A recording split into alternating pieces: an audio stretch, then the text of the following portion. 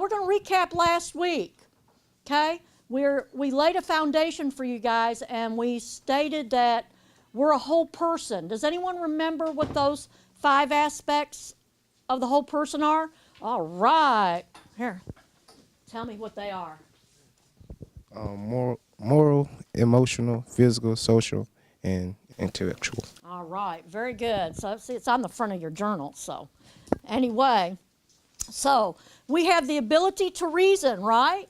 We have morals. We know right from wrong. We have emotions. Then we have the physical aspect of who we are. And then we're social beings. We interact with one another, whether it be with your family members, co-workers if you're working, the opposite sex. So we all are social beings, and we all long for that innate ability of unconditional love. Okay, it's very important. We're going to be talking about that some today. We're going to get to see a short clip on how we are formed in our mother's womb. You're going to be really, surprised by this. So I want you guys to pay close attention. We do want you to interact with us, and you're just going to enjoy this class today. It's very important. So pay attention, and we're going to learn about our fertility today. I'm sure you probably already have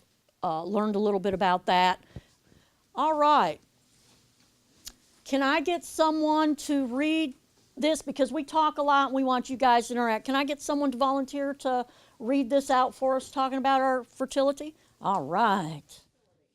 Both the male and female brain stimulates the pituitary gland. The pituitary gland stimulates the testes in the males and ovaries in the female. The testes produce sperm and produce the hormone testosterone. The ovaries release the ova eggs and produce the hormones estrogen and progesterone. Most male reproductive organs are outside the body, and most female reproductive organs are inside, needing protection. Men do not produce sperm until puberty. From puberty on, the male body will produce hundreds of thousands of sperms every day until the man dies. Girls are born with eggs they will ever have. Upon puberty, girls begin to release 1 egg per cycle. Women start releasing eggs midlife and undergo menopause. While a man's hormones are normally balanced, a woman's varies during her cycle. Very good. Thank you so much. All right. You know what's so fascinating and important? Look at this. The guys, once you reach puberty, you produce sperm, and you produce it till you die. So you guys can keep producing way on up in age, while us ladies, we have a stopping point. We have a plateau where we stop producing those eggs or releasing those eggs, where we can no longer produce. So it's very important that you set boundaries for yourself now as to how you're going to use your bodies and with whom, because you may be picking somebody that you don't necessarily want to be the parent of your child. And we are highly susceptible to pregnancy, especially when we reach puberty. And you know what, ladies? We're always saying, man, that's not going to happen to me, right, Pam? That can't happen to me, but, it does. It will. So anyway, important things to know about yourself. And just think about the empowerment that you have to reproduce. And once you see the video clip we got for you by Ted today, oh, man, that's going to blow you away. So fertility is the state of being fertile. Do you understand what that means, fertility?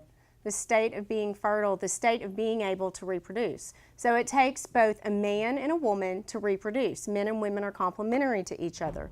The man provides the sperm, the woman provides the egg, and then we receive the genetic code from both the man and the woman to create the baby. Okay, that comes in the chromosomes. Do you know how many chromosomes are on a sperm and how many chromosomes are on the egg? Anybody? Yes, sir? 23, that's right. 23 chromosomes from the woman, 23 from the man. 23 plus 23 equals what?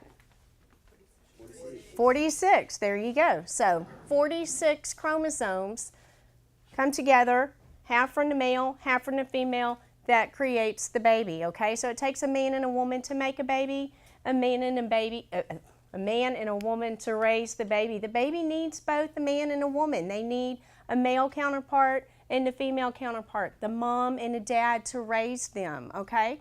Do you remember how we talked about when a man and a woman have sex, there are bonding hormones that are released, the oxytocin and the vasopressin. We talked about that in our first class, and how these hormones create a certain senses in the male and the female body. So for the man, it gives them that sense of being the protector. And the female, do you remember what word we used? Nurturer. Do you remember us talking about that the first week? So the female's the nurturer, the man is the protector in that union. So you need both of those counterparts in the marriage to make the baby, to help raise the baby, so the baby can see both role models as they're growing up.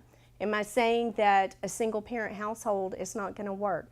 No, I'm saying that the ideal household, that the way we were created is to take both a man and a woman to make a baby, a man and a woman to raise the baby.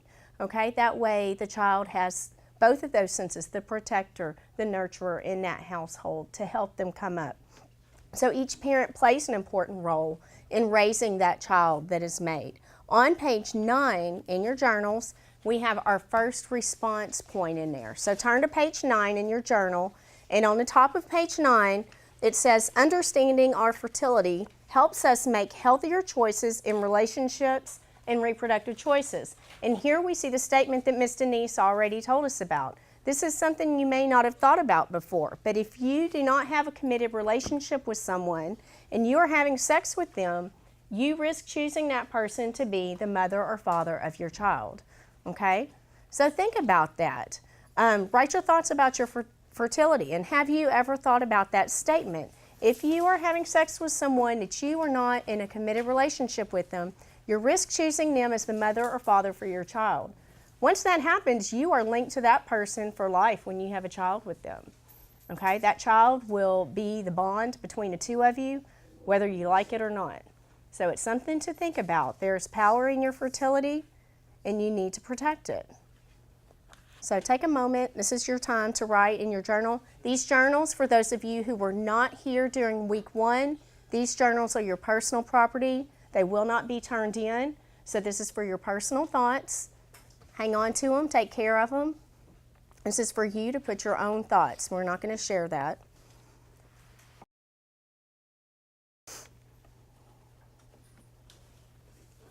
When we understand our fertility, we can make healthier choices in our relationships and in our reproductive choices. When you don't have a committed relationship with someone and you're having sex with them, you could co-parent a child with them. In our first lesson, we talked about being a whole person, and Ms. Denise talked to y'all about that before and what the 5 aspects of a whole person is, and that is on the very front of your journal. Those 5 aspects of the whole person: the intellectual, moral, emotional, physical, and social side. And we all are composed of those 5 parts. So we learned about how being a whole person involves all of those aspects or characteristics of ourselves. But we also know that in today's society, people are often judged by their outward appearance. When you go to the grocery store and you're looking at magazine ads, standing at the checkout line, what do you see? It's talking about what people look like, how they dressed, what type of car they drive, what type of house they live in.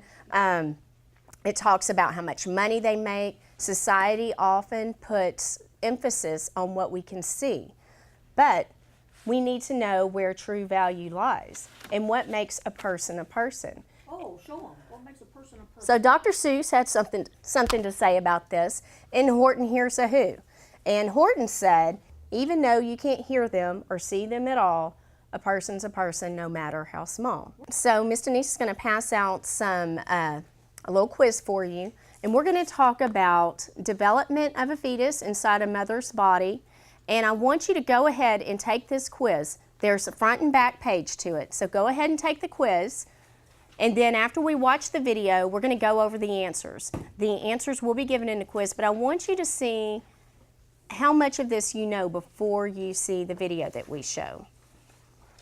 and see what you think about the statement from Dr. Seuss. Even though you can't hear them or see them at all, a person's a person no matter how small.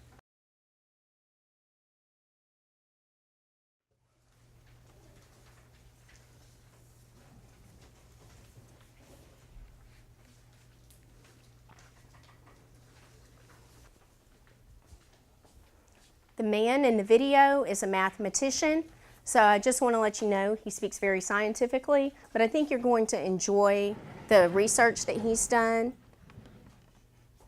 And it's pretty cool as it shows the development of the human being inside the mother's womb.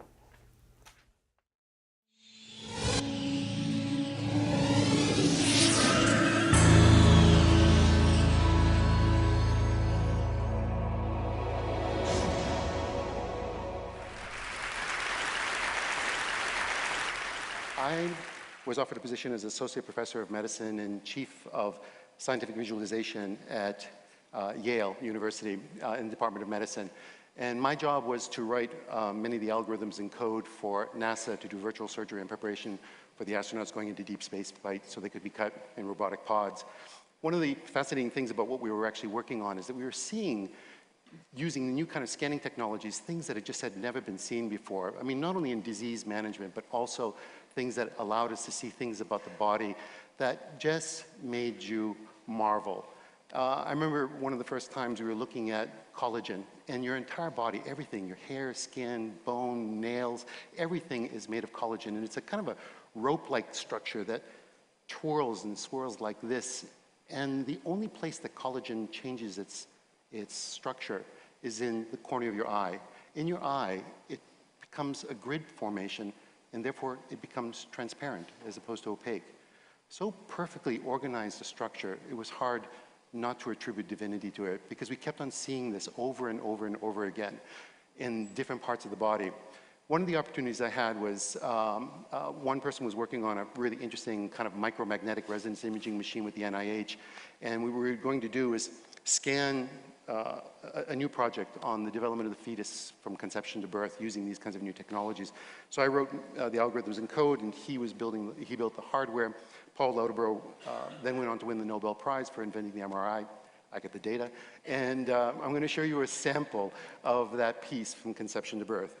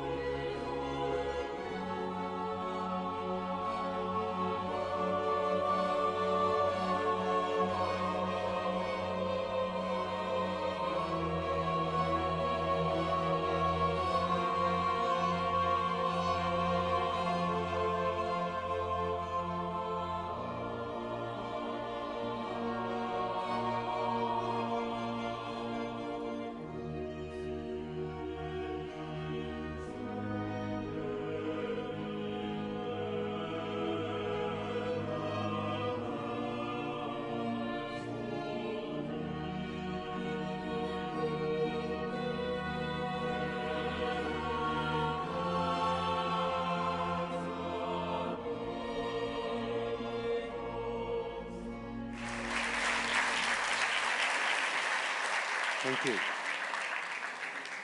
But as you can see, when you actually start working on this data, it's pretty spectacular. And as we kept on scanning more and more, working on this project, looking at these two simple cells that had this kind of unbelievable machinery that will become the magic of you. And as we kept on working on this data, looking at small clusters of the body, these little, pieces of tissue that were the trophoblast coming off of the blastocyst, all of a sudden burrowing itself into the side of the uterus, saying, I'm here to stay. All of a sudden having a conversation of communications of the estrogens, the progesterones, saying, I'm here to stay, plant me, building this incredible trilinear fetus that becomes within 44 days something that you can recognize, and then at 9 weeks is really like a kind of a little human being. The marvel of this information, how do we actually have this biological mechanism inside our body to actually see this information? I'm going to show you something pretty unique. Here's a human heart at 25. It's just basically 2 strands. And like this magnificent origami, cells are developing at 1 million cells per second at 4 weeks as it's just folding on itself. Within 5 weeks, you can start to see the early atrium and the early ventricles.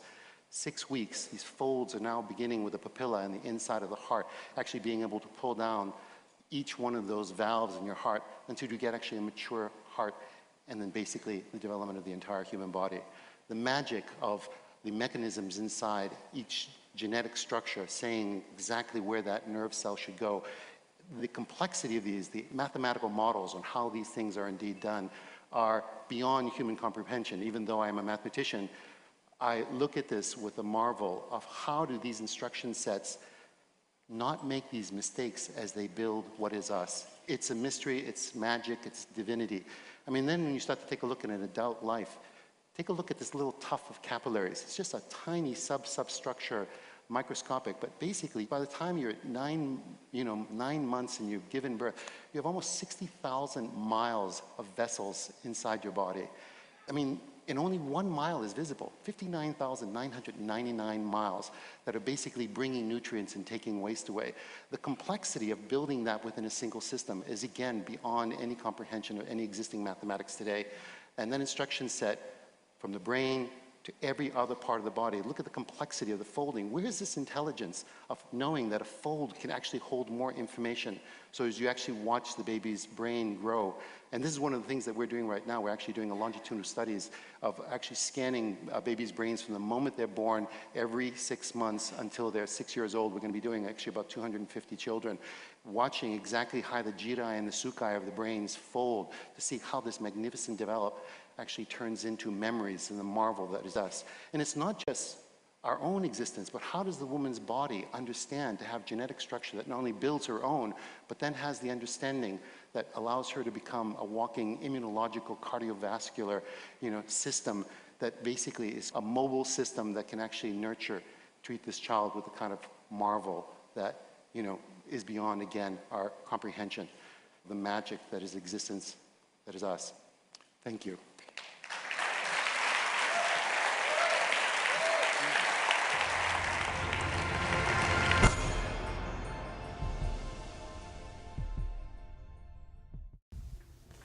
Okay, so let's go over our test.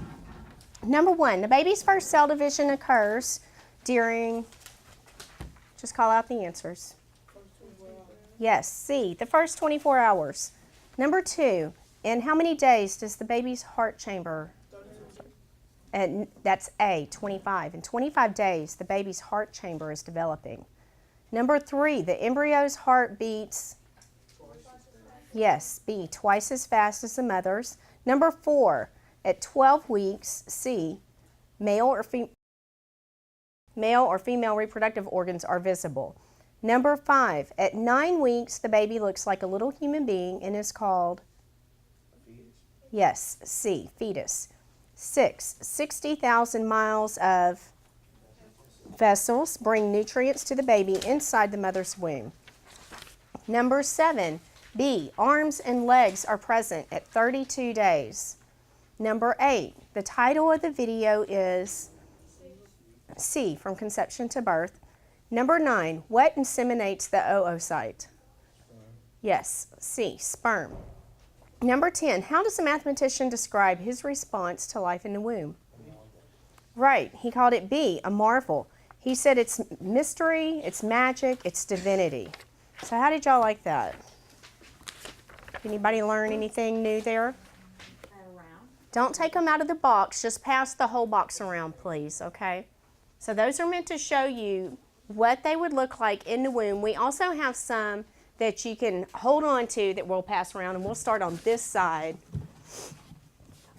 The first one here is 12 weeks. So these are made to be the proper weight of what the baby would be inside the womb, so you can have a good idea of what's going on inside the woman's body as the baby is developing. So this one is 12 weeks. Please take good care of my babies as y'all pass them around. This one here is 20 weeks. Now, how many of you know how long the human gestational period is? 9 months, or do you know how many weeks? 40 weeks. It's 40 weeks. I heard somebody say it. 40 weeks is a full-term pregnancy. So this baby is 20 weeks. So this is halfway through the gestational period of a human baby. And at this stage in life, they can sustain life outside the womb with a little bit of help, you know, with the incubator and constant care and the NICU, right? Right. This baby here is 26 weeks, okay? 26 weeks. And at 26 weeks, it says that once our baby is 26 weeks, the baby can hear, the child sleeps and wakes, nestles in their favorite positions, and stretches upon waking up. My next baby is 30 weeks, and at 30 weeks, the eyelids begin to open where they can see the outside world. Eyelashes are fully developed at this point. So this baby is 30 weeks. At 40 weeks, the baby would be full term. So as you pass these around, I want you to think about it with the first, with the box. Who has the box? Way back in the back there. So how old is the baby, the first one in that box? 7 weeks, and the fourth one is what? 10. Okay, so we're talking about 2.5 months into a pregnancy. So when you pass the box around, what do you see when you're looking at them? Do you see a clump of cells? Do you see something that looks like a frog? What do you see? Does it look like an egg to you? It looks like an alien to you? Does it look like a human being? Does it look, what does it look like? Well, to me, it looks like a baby. I don't know what kind of candy y'all eat, but it looks like a baby to me. So I want y'all to think about that as you look at that and what you see. When we watch the video, we see that the baby starts as the egg and a sperm, but it immediately starts dividing. We see the cell division and immediately starts developing into something that looks like a human. So as you do that, I want you to look on the bottom of page 9 in your journals. Hold my baby with 2 hands, please. You don't hold a baby by its head. Come on, guys. Support the baby's head. Okay, guys, so the bottom of page 9, I want you to look at your journals if you don't have a baby that's being passed to you. Bottom of page 9 says, how and when do you define a whole person? Before or after birth? By what one can do or what one looks like? Do we wait until a month after the baby is born? Or can we define the fetus in the womb as a person? So I want you to think about that. Now that you've seen the video, now that we've passed these models around, at what point can we call this a person? At what point is it a human being?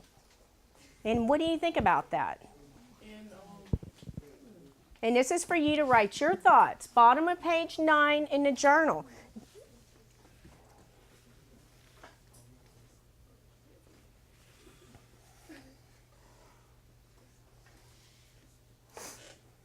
And then I also want you to look at the top of page 10 in your journals, your next question. And it says, based on the information you've seen and heard today, do you agree with Dr. Seuss and Horton Hears a Who?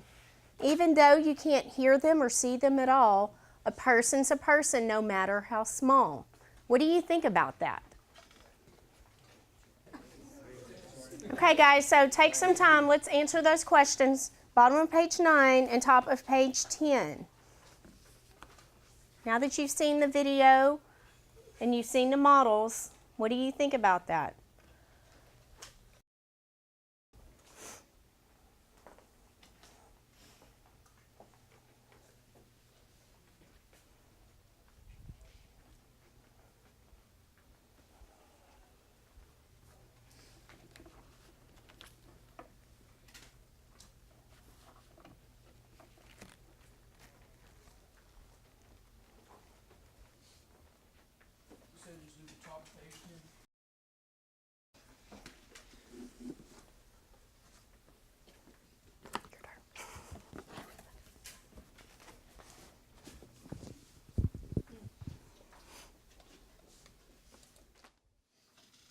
Okay, now that we've looked at how we develop in the womb, I want to share an acrostic with you called SLED.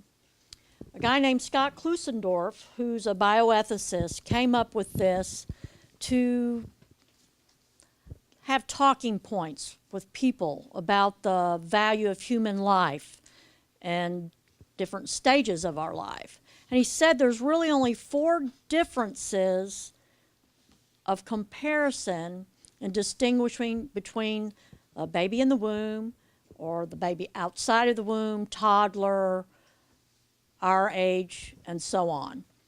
And so he came up with SLED. And we're going to look at the acrostic, which he says there's really only 4 things to differentiate: the size, level of development, environment, and degree of dependency. And he takes these and he does a comparison. So we're going to do a comparison first with size. Now this guy is a lot bigger than this young lady, right? So do you think his life is more valuable than hers? No? What? Why? I mean, they're both people. Okay, that's good. So why do some people say that the baby in the womb is less valuable as a human being just because of the size? Sooner or later, they're going to be born, right, and become human beings. I mean, as soon as we're conceived, that's when life starts taking place and we fully develop. And in fact, even you guys are going to continue to develop. Your brains won't even fully develop till you're in your mid-20s, so science says today. So do you think that we should say that the baby in the womb is less valuable just because of their size? Okay. Let's go on to level of development. Okay? She's more developed than this little toddler. Is she more valuable than the toddler? No. So just because the baby in the womb is at different levels of development, does that make their life less valuable than you or me or anybody else? I wouldn't think so. How about environment? This guy is at one location inside over here, and then over in this next picture, he's outside. So has he changed any just because he changed location? Okay, temperature probably. So why do some of us say that the baby in the womb is less valuable just because they're in a different environment? You know, there's only 8 inches from the baby being born outside of the womb. Just 8 inches. So why would we hold that person less valuable as a human being than we would either of you? You guys were somewhere else before you came to school today, right? Doesn't change who you are. You're still a human being, right? Something to think about. Last but not least, degree of dependency.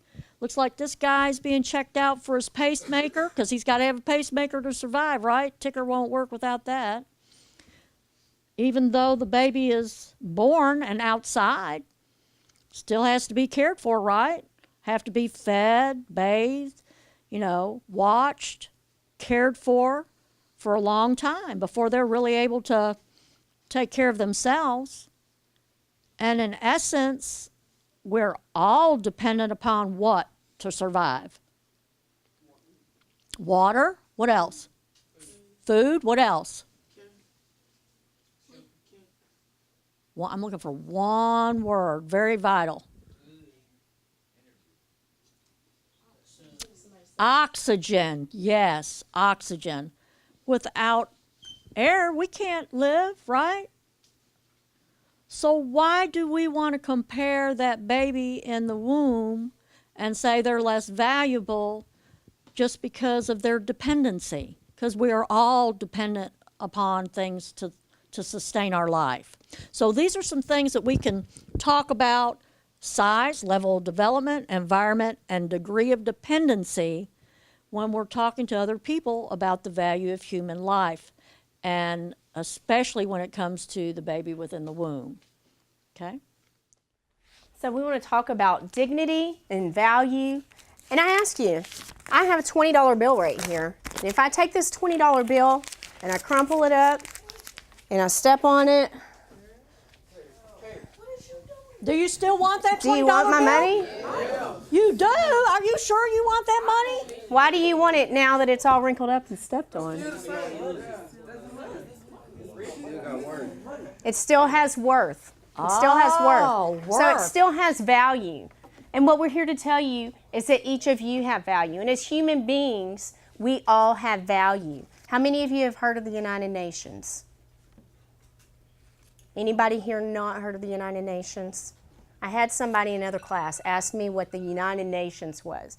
So the United Nations was founded in 1945 with 51 members. And when I say 51 members or 51 states, those are countries, not the United States. The United States is a member of the United Nations. There are currently 193 member states. And this is a council of nations who have come together, an intergovernmental organization to promote international cooperation, peace, security, and human rights. That is what they are here to promote, okay? And the United Nations has set forth laws or acts regarding the rights of human beings. And one of those key documents that they have is the Universal Declaration of Human Rights. That was written in December 10th, 1948, and it still stands today. The United Nations works together to promote these rights of the human being. And it says that human beings, both men and women, are so valuable that we come with human rights already attached. Human rights means we owe each other respect and protection for our unique intrinsic dignity. And I looked that word up, intrinsic. That's a big word. It means belonging to naturally, inherent, inborn, innate. These rights are called inalienable rights. They are absolute, untransferable, unable to be taken away from or given away by the possessor. So the rights are inalienable rights because they cannot be removed by us, by anyone. What do we have similar in the United States that comes close to this, is what they're stating about rights? Pardon? Have you heard of a document that we have in the United States that talks Bill of about Rights. inalienable rights? Right, the preamble of our Declaration states Right. that we have the right to life, liberty, and happiness, or it says, or pursuit of happiness, and this says security of person, right? Right. Same difference. Owning property. So these rights need to be determined to promote social progress and better standards of life and larger freedom. And I'm going to show you a little clip that's going to talk about the Universal Declaration of Human Rights. In fact, it's going to lay the entire thing out. I urge you to pay attention. It's important to know what your rights are, not only as a citizen of the United States, but as a human being on this earth.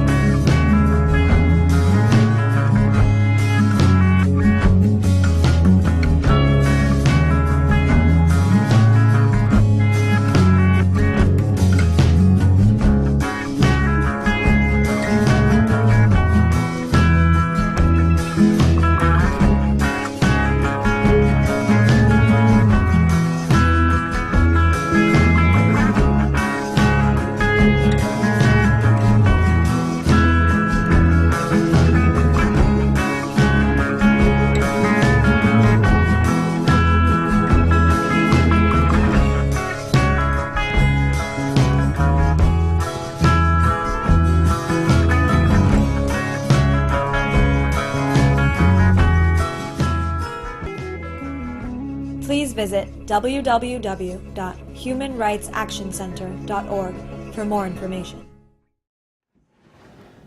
Okay, so with the Universal Declaration of Human Rights, it says all human beings are born free and equal in dignity and rights. They are endowed with reason and conscience and should act towards one another in a spirit of brotherhood.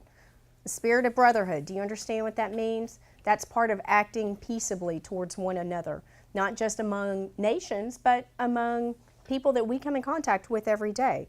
Article number 2 says everyone is entitled to all the rights and freedoms set forth in this declaration without distinction of any kind, such as race, color, sex, language, religion, political or other opinion, national or social origin, property, birth, or other status.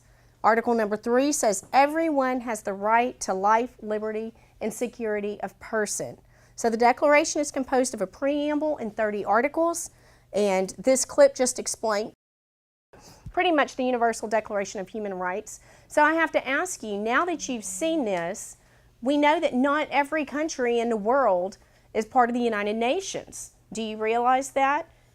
Are you aware of what goes on through the world, and that not all parts of the world protect these things for all the people that live in different countries? Do y'all realize that?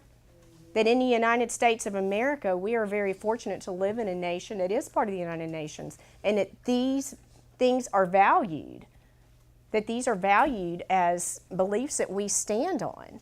And you need to be aware of what goes on in the world, and you need to be aware of the freedoms that you have in the country you live in and exercise those freedoms when it comes to voting and being responsible in your community and taking part in making decisions in that. So I want you to look in your journal. Page 10, bottom of page 10 says Article number 3 of the Universal Declaration of Human Rights says that everyone has the right to life, liberty, and security of person. Which of these are most important to you?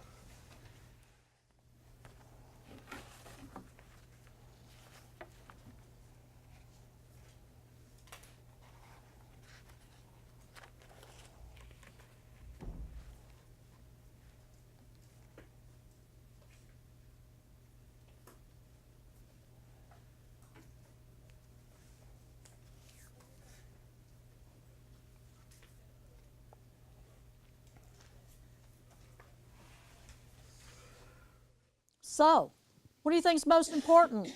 Life, liberty, or the security of person? Security of person. Why'd you pick security of person? Don't know? Anybody else pick something different? Liberty?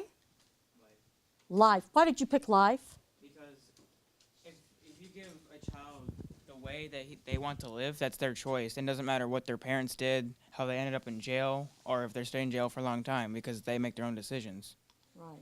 And without life, we cannot pursue liberty or happiness, right, or security of person. So we have to be living in order to identify with all of those. Very important. So, hey, let's look at the dignity of a human person. Because, like Pam said, we have this intrinsic value, okay? That's an inborn desire to receive and to give unconditional love. No, I don't know of anyone who's born that doesn't want affection or the care. I mean, all babies, you know, they cry and they let their mother know when they have a need. Now, we can't always figure that out right off the top when they're newborns, but we have a general idea, you know. They're fussing either because, you know, they're hungry, maybe they've soiled their diaper, or they don't feel good, but they want that attention. They desire that. They need that. And with us cuddling them and holding them and caressing them, that's showing that unconditional love toward them. And we don't get upset because they cry. We want to take attention to their needs.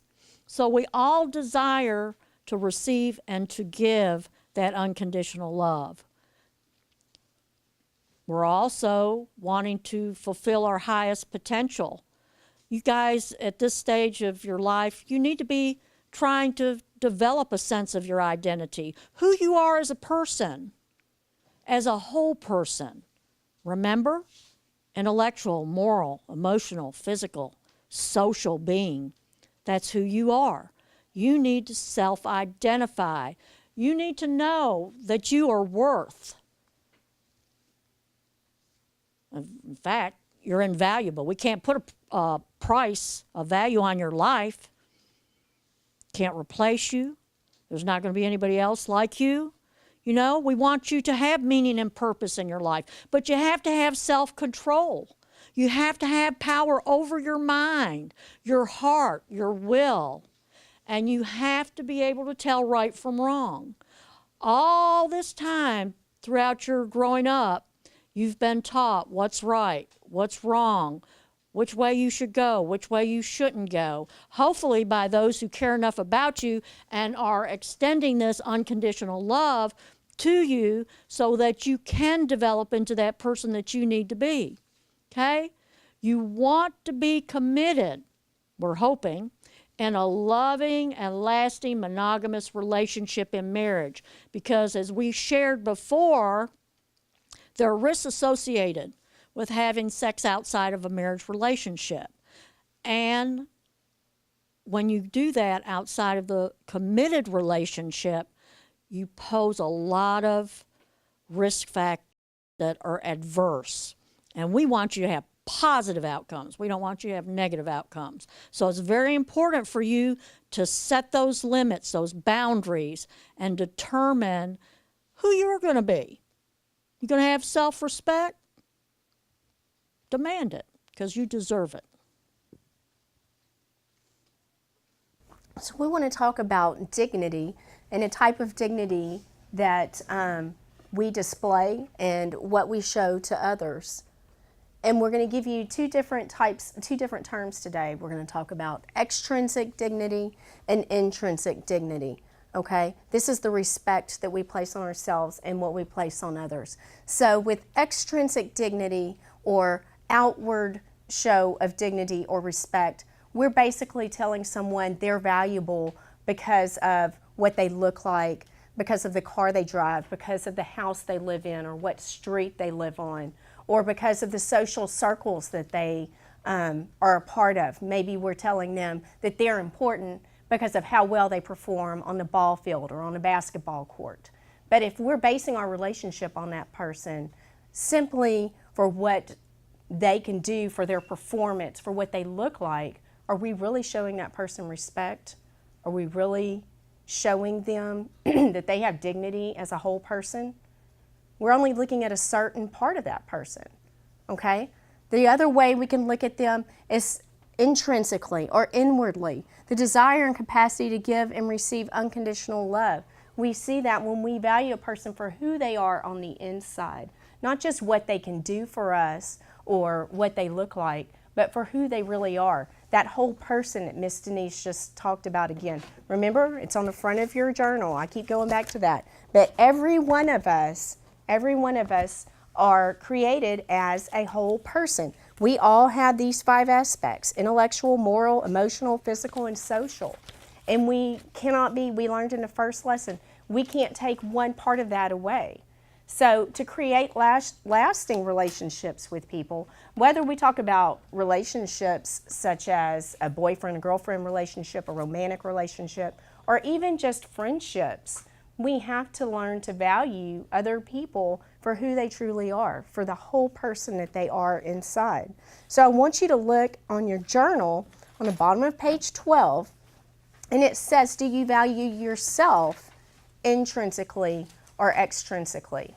Sometimes we think that our only importance comes from who we hang around with, what social circle we're a part of, or how well we dress. Do we wear clothes that come from a certain store? But is that who we really are? How do you value yourself? Do you value yourself for who you are inside and for the integrity that you carry inside? Do you show yourself to be a person to be respected by the way you treat others? because generally the way we view ourselves is the way that we reflect upon others. So if we value ourselves intrinsically for who we are inside and for the values that we hold important and true, then that's usually how we value other people. It becomes an issue of mutual respect. And it's important that we learn how to value ourselves as a person of integrity so that we can treat others in the same way and create lasting relationships, whether they are relationships that are romantic between a boyfriend and girlfriend. Those types of characteristics and learning to value people for who they are, that's where you're going to find a lasting relationship.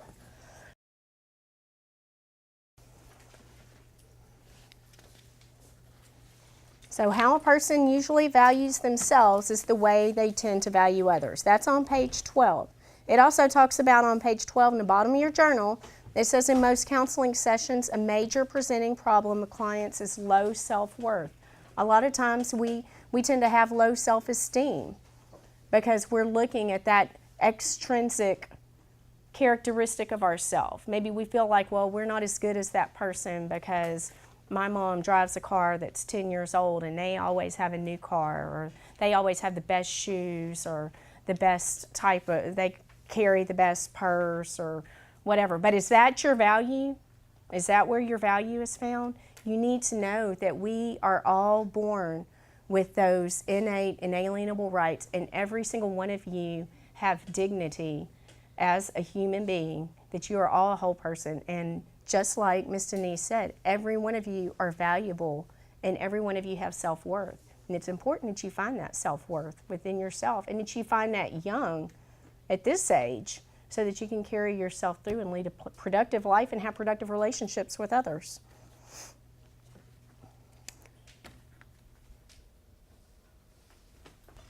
So, inward dignity in you. This says, how do we find respect for ourselves, peace and happiness, and fulfill our highest purpose in life? Well, finding peace in ourselves comes from finding our own self-worth. Okay? I talked about integrity. It's important to start now to be a person of integrity.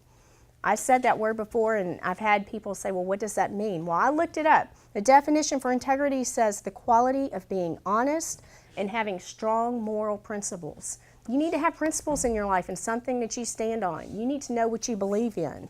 Moral uprightness, virtue, decency, truthfulness, honor, sincerity, and fairness. Those are the types of things you generally seek out in other people in friendships. But you need to be that kind of person yourself, okay? So we all want to have good things and good relationships in our life, but we also have to give the same back in order to have those types of relationships. We cannot expect to receive respect from others unless we respect them. And we have to learn to show ourselves respect and to set boundaries for ourselves. Okay, like remember on our first week we watched the video with the girl who twerked? Do y'all remember that? Yes. Did she twerk? No. And why didn't she? She said she had self-respect. So that's what I'm urging you, is to have self-respect. Because when you respect yourself, you show yourself to be a person of strong moral character. And that's the type of people that other people want to be around. So respect yourself and set boundaries for yourself, and especially in relationships that you're in. Not only relationships that are romantic between boyfriend and girlfriend, but relationships with your friends. Set boundaries and be a person of respect and integrity, a person that someone can count on, and those are going to be the relationships that you'll find will last for years and years. Right, and not only that, just remember, we're setting examples for one another. So once you become a parent, everything your child sees you do or say or how you react or behave is what they're going to consider to be right or good or healthy, when in essence it could be just the opposite. So we really have to stop and think about how we conduct ourselves, especially when we get to that point in our lives. So when we have a relationship that is only based on extrinsic extrinsic factors, okay? What we were talking about, relationships based on people who are traveling in certain social circles, or in how they dress, or what they can do, their performance on the football team. When we base our relationships on that, that's not going to give us that satisfying, longing desire for unconditional love and true connectedness with a person, because that is only a superficial relationship. Yeah, let's look at some examples of displaying extrinsic and intrinsic value to our relationships. Now, these are just examples, and we know that this is probably something that you're not going to say, I love you because of your looks or your appearance. So in the relationship, I treat you as a sexual thing or object. But in essence, you know, that's what we really do. You know, we say, oh, you know, you look so fine, come on, let's get it on, or, you know, whatever the terminology is that you use this day and time, right? The hooking up, friends with benefits things that we know is not really right, because we're just treating each other as objects. We're not respecting one another. We're just trying to take advantage of each other's bodies. Or even at this, I love you because you like my looks, and I can control your emotions. So in this relationship, I'm going to treat you as something that I've conquered, or my sexual trophy. I work at the Forum, and I work the Grizz games a lot, and there's this one couple for years that came to the Forum, and this slender, good-looking lady, oh, she was always just dressed so properly, and she would just lead the way in front of this fellow, and he was actually just showing her off as his trophy. He presented her to the whole arena, and it was very well noticed by everybody as to how he was treating her and using her really as his trophy, not really someone that he truly respected. But look at this. When we apply extrinsic, selfish, because we're trying to get something for ourselves. We're not looking out for the other person. Remember, we talked about our relationships. There needs to be that commitment there. There needs to be that back and forth, respecting each other, and that's not going to happen exclusively in an extrinsic outlook to the value of our relationship. Now, is there anything wrong with outward appearances and people having money, doing well in sports, whatever? No. But that should not be the only thing that we look at in applying value in our relationship. So how about the intrinsic? All right. I do love you because you have value as a human being. Okay? And I want to give my whole self to you. And I love you because I recognize that you are a whole person and you have meaning and purpose. I want to expound upon that. Meaning and purpose. Remember, can't set a value on your life. You're priceless. You have a purpose, and there's no value that we can put on that. Okay? So I'm going to treat you with respect and dignity. And I place, what is that? Place honor. Honor in a sexual union and a lifelong marriage, something that we can celebrate our children as a heritage of our love. And when you do that and you pass that on to them, they're going to pick up on that and they're going to want to do the same thing. Also, you love each other with that unconditional love. So you're free to give that back and forth in the relationship. So applying intrinsic value is being selfless, because we're looking toward the welfare of the other person over our own. So if we combine them both, that's great. But most importantly, we want to see what the inside of that person's like, you know? You can't judge a book by its cover, right? You can see the title. You can kind of get an idea, but till you get into the story, you don't know. So that's what we really and truly want to look for in valuing our relationships. So now we've talked about intrinsic and extrinsic value. I want you to look in your journals. There are several questions here to look at. Number 13, page 13 says, as a whole person with dignity? Have you found peace, happiness, meaning, and purpose in your life? Then on page 14, you have a question that says, are you being treated as a sexual thing or an object by someone else? If so, you have the right as a human person to protect your life and your emotions.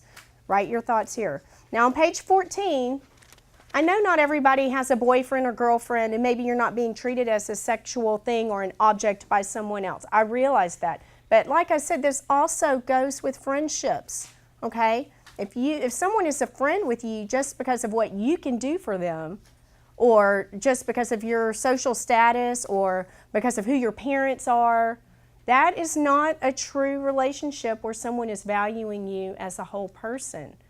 If you're in a relationship with someone for that reason, then that is not a mature relationship. That is a relationship with someone that you're treating them as an object. That is a selfish relationship. So think about the relationships that you have right now. Not only boyfriend and girlfriend relationships, but also friendships. So that's page 13 and 14. There's also one other question on page 15 that says, are you applying intrinsic value to your relationships? Are you in relationships with people because you value them as a whole person and they value you as the whole person that you are? If so, this will help you in choosing to love unconditionally. So that's 3 questions for you. I want y'all to take a moment and write your thoughts on that.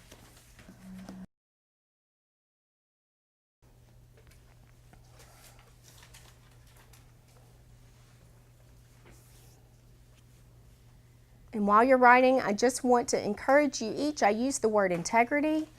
I encourage you to just really think about that and to be a person of integrity. Girls, I encourage you to be a woman of integrity, a woman that will protect yourself and set boundaries within your sexuality and your friendships. Men, be men of integrity that will respect women, show women respect, and that goes the same way. Girls, show the guys respect, okay? When you have respect for one another, that's where you're going to have the relationships that last. You have to learn to respect one another in your relationships.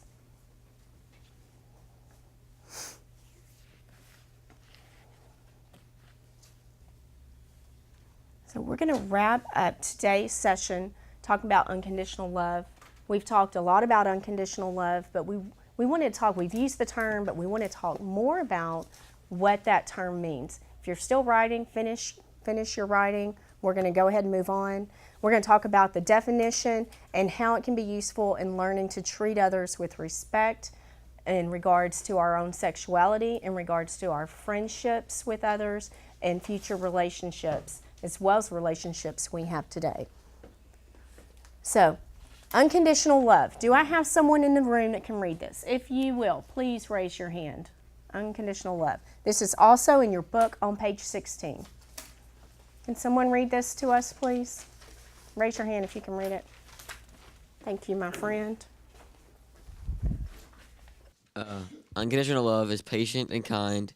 It is not envy. It is not boast. It is not proud. It is not rude. It is not what does it say? Self-seeking. It is not easily angered. It keeps no record of wrongs. Unconditional love does not delight in evil, and it rejoices in the truth. It always protects, always hopes, always perseveres. Unconditional love never fails. So has anyone heard this? No? Unconditional love. I hope that each and every one of you can think of someone in your life, someone that has crossed your path that has displayed this to you. Whether it's a mom and a dad, a relationship between a grandma and a grandpa, an aunt and an uncle, maybe another family you know somewhere. I hope that you have seen this model because it is truly a beautiful thing. Unconditional love. Let's look at all the thoughts here. Yeah, we've got plenty of time to go through this and look at each portion of it. Patient and kind. What's it mean to be patient? What's it mean to be patient?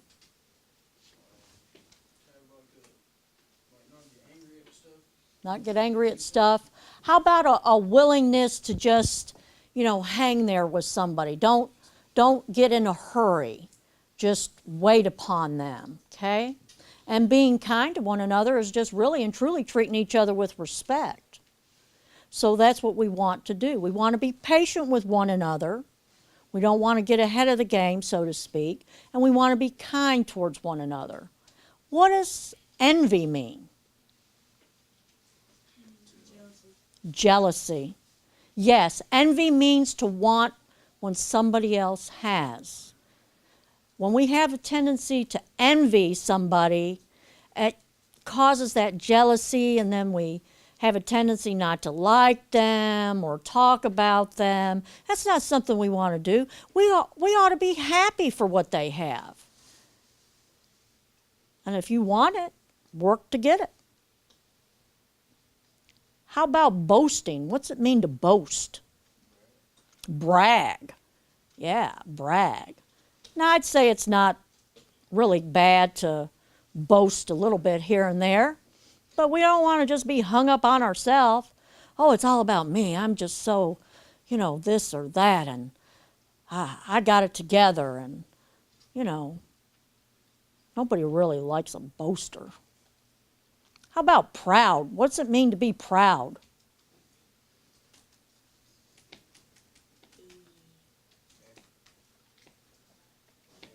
Happy? Okay. Proud is really a form of pride, That's another way of looking at yourself and not thinking about others.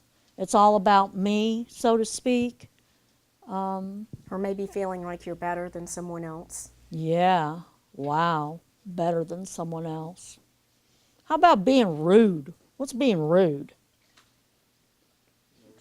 No respect. Dissing one another. Cutting down each other. You don't want to be rude. That's not respectful. Unconditional love is not rude. How about self-seeking?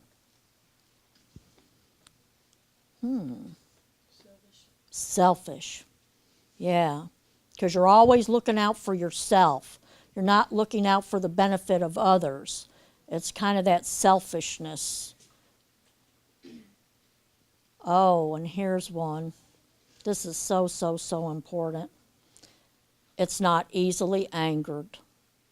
So many times we just, right off the bat just get so upset with people rather than sitting back and listening to what they have to say.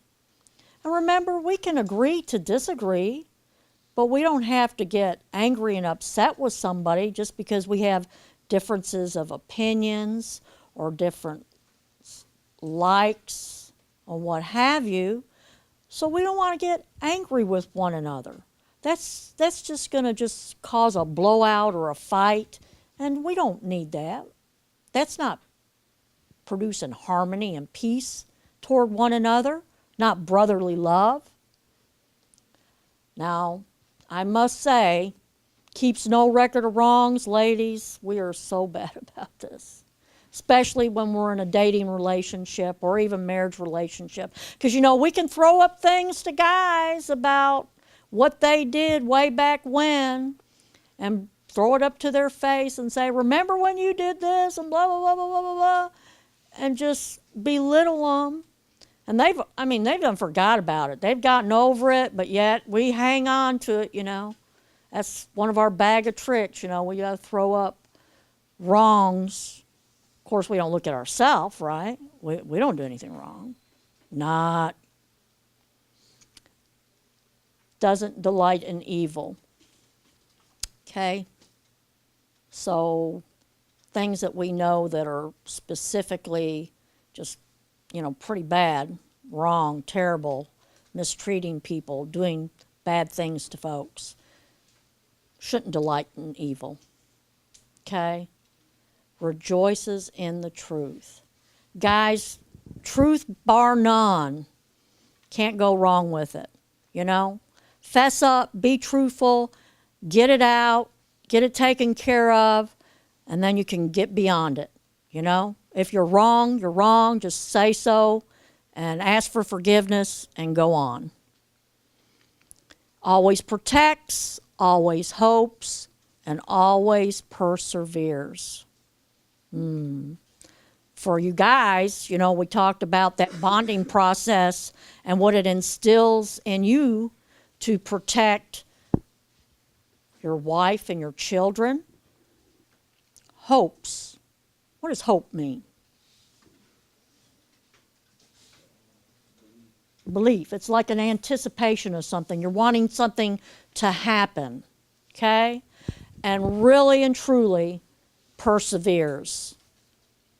Perseveres means you're going to stick with that person through thick and thin.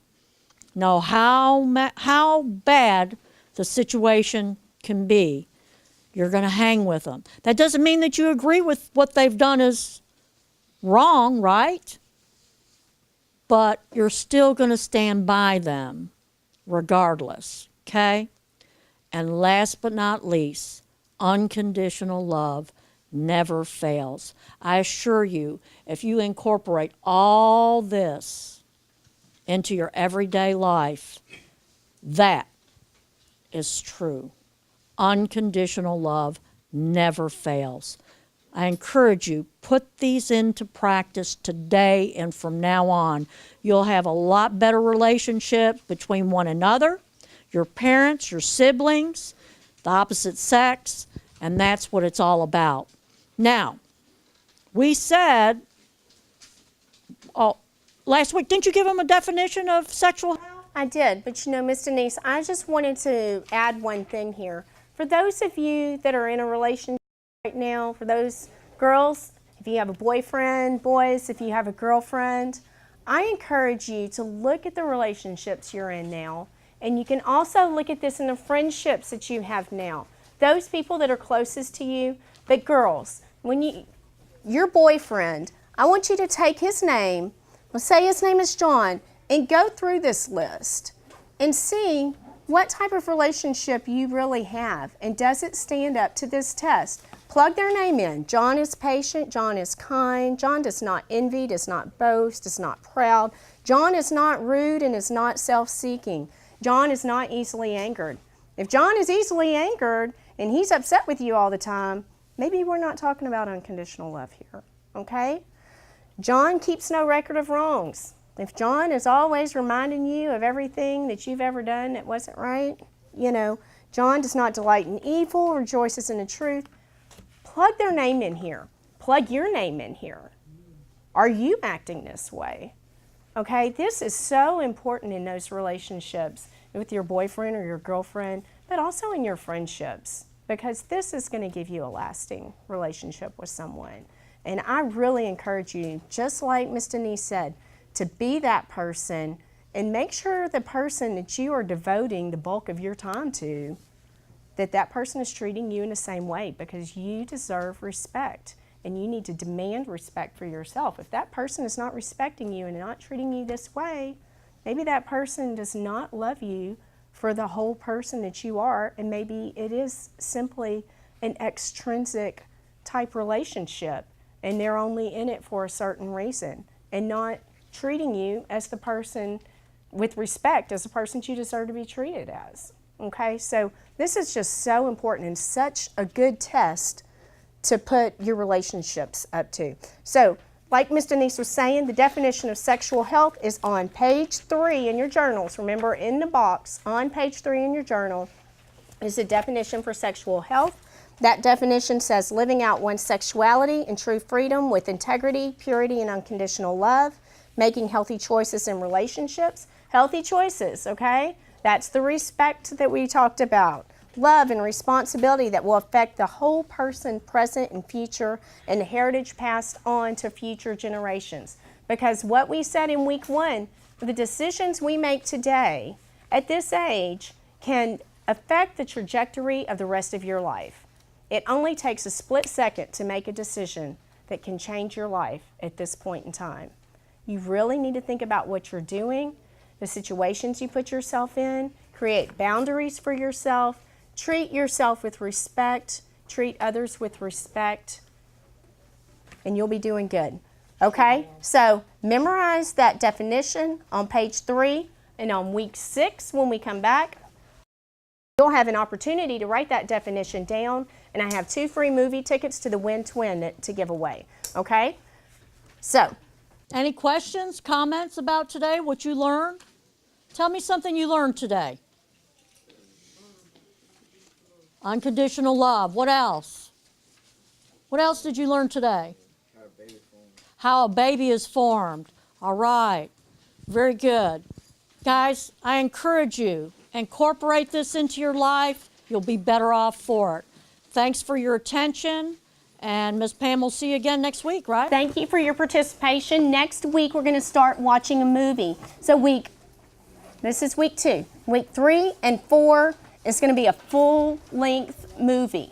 We'll watch the first half of it next week, and then in week 4, we'll watch the second half of that movie. You will still need your journals, okay? So bring your journals back. I'll be taking count every class. Be working on memorizing that definition on page 3. Thank you so much for your participation today, and we'll see you next week.